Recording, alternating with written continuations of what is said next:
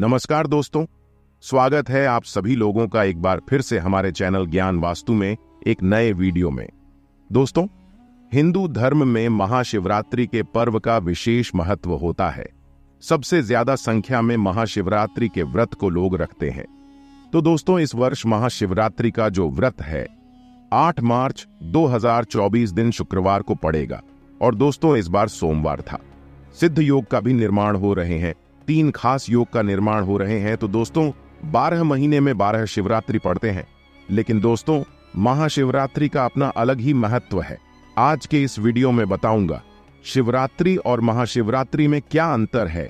साथ ही साथ इस वीडियो में महाशिवरात्रि संबंधित संपूर्ण जानकारी बताऊंगा और महाशिवरात्रि के दिन 2 ऐसे दिव्य वस्तु के बारे में बताऊंगा जिसे घर में लाकर के रखने से सभी प्रकार के भौतिक सुविधा, धन दौलत, ऐश्वर्य एवं सभी प्रकार के जो भौतिक सुख है वो सब प्राप्त होते हैं।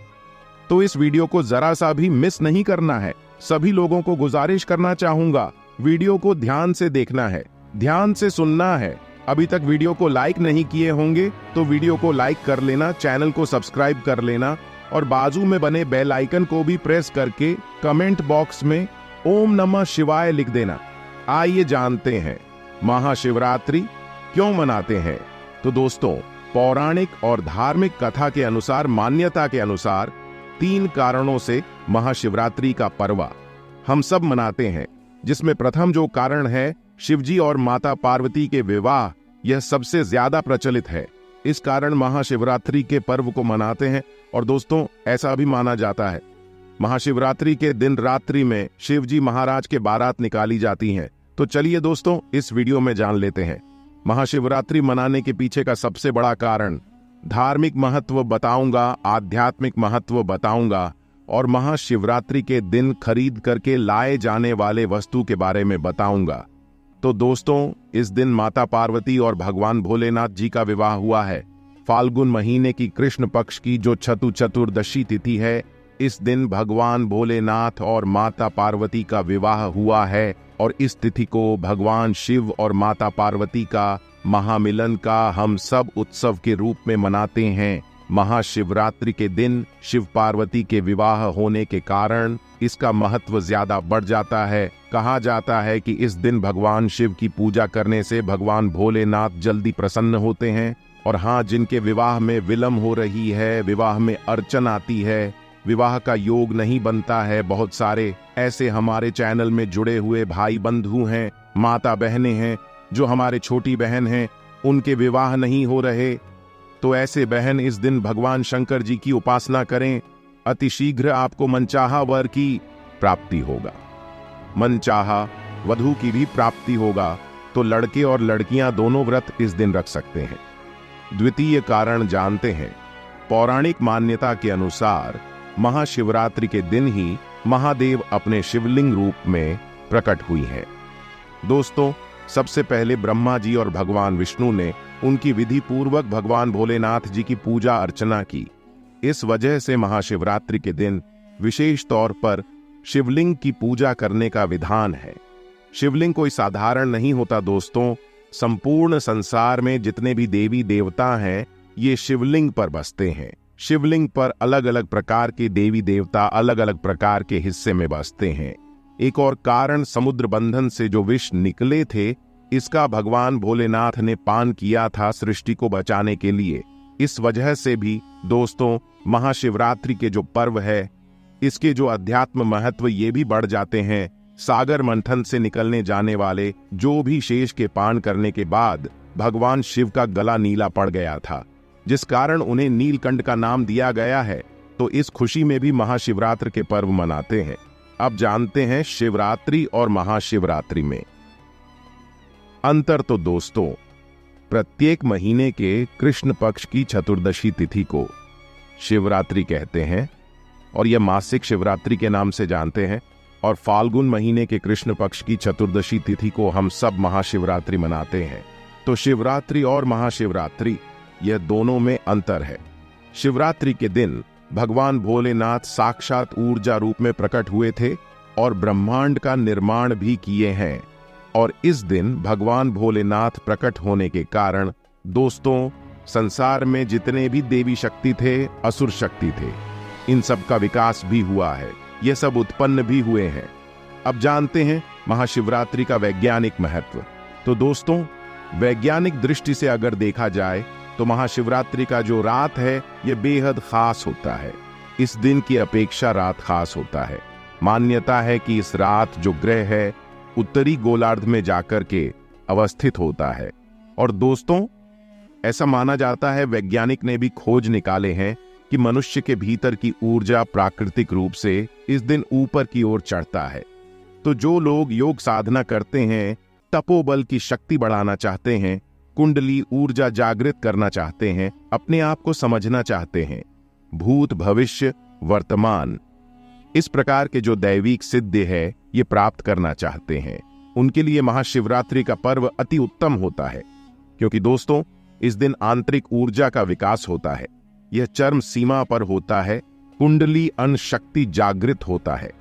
अब जानते हैं कि महाशिवरात्रि के दिन ऐसा क्या किया जाए जिससे भगवान भोलेनाथ प्रसन्न हो।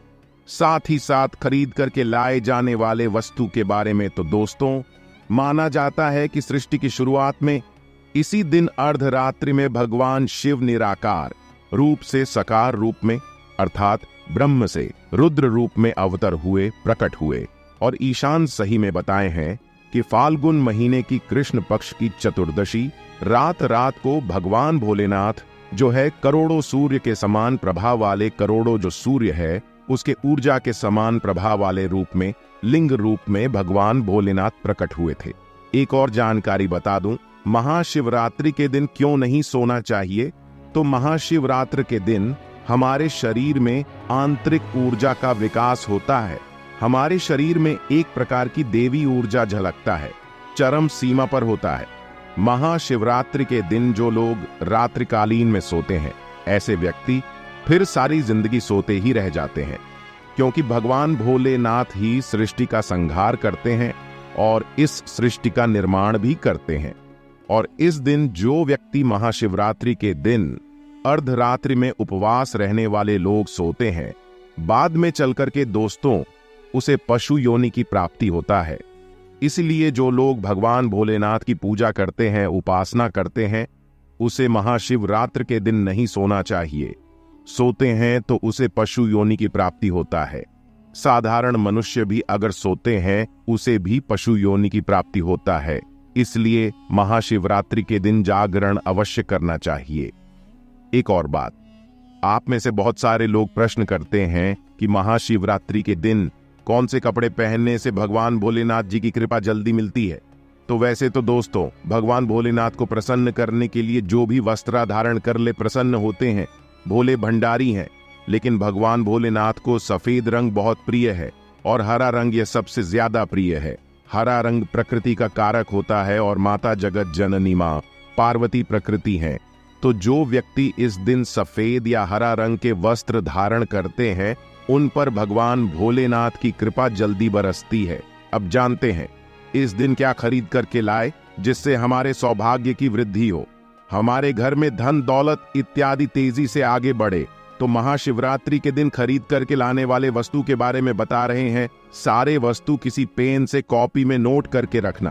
पहला है दोस्तों, नाग नागिन का जोड़ा। नाग नागिन का जोड़ा महाशिवरात्रि दिन खरीद करके लाए और इसे भगवान भोलेनाथ को भेंट करें।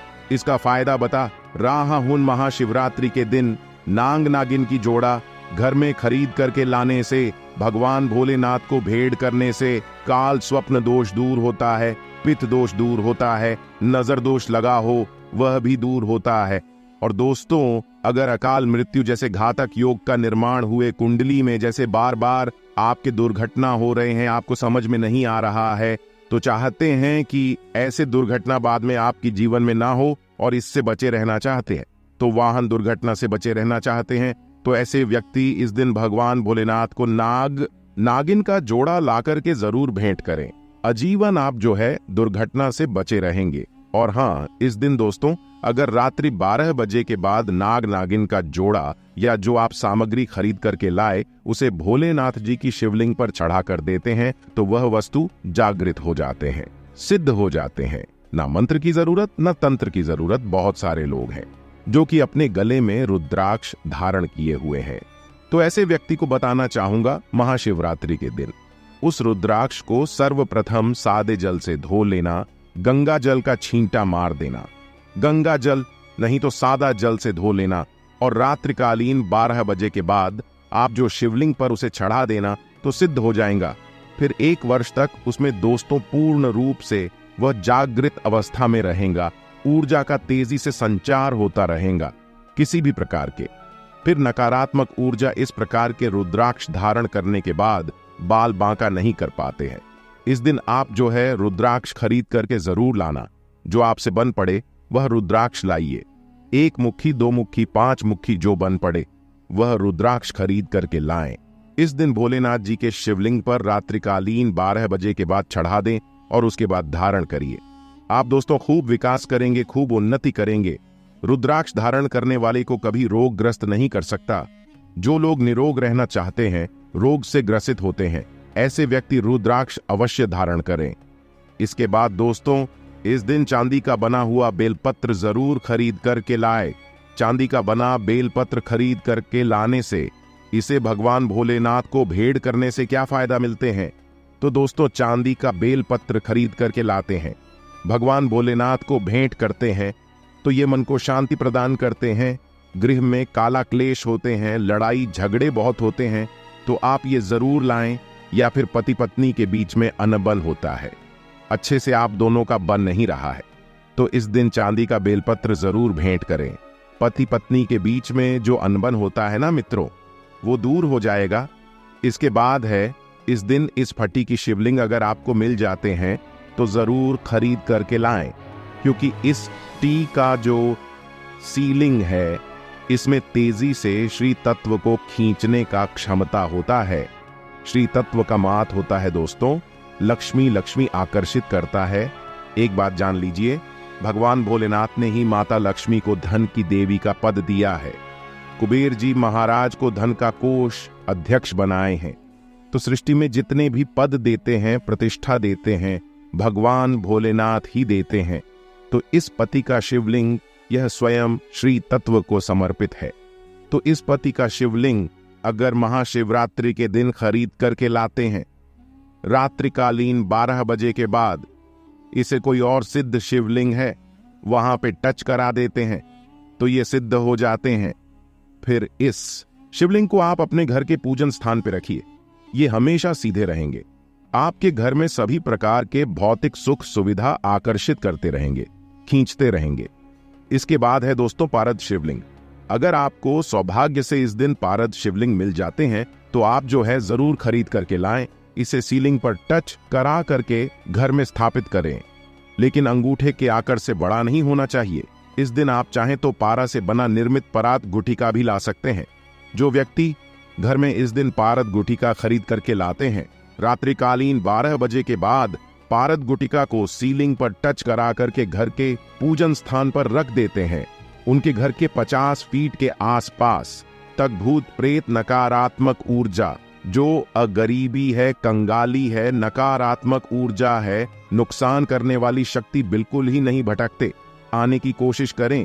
तो जो यह पारद गुटिका है, ये जो पारा है भगवान शंकर की वरा माना जाता है, और जहां पर पारद गुट का हो समझ जाना, वहां पर साक्षात भोलेनाथ जी की ऊर्जा शक्ति है।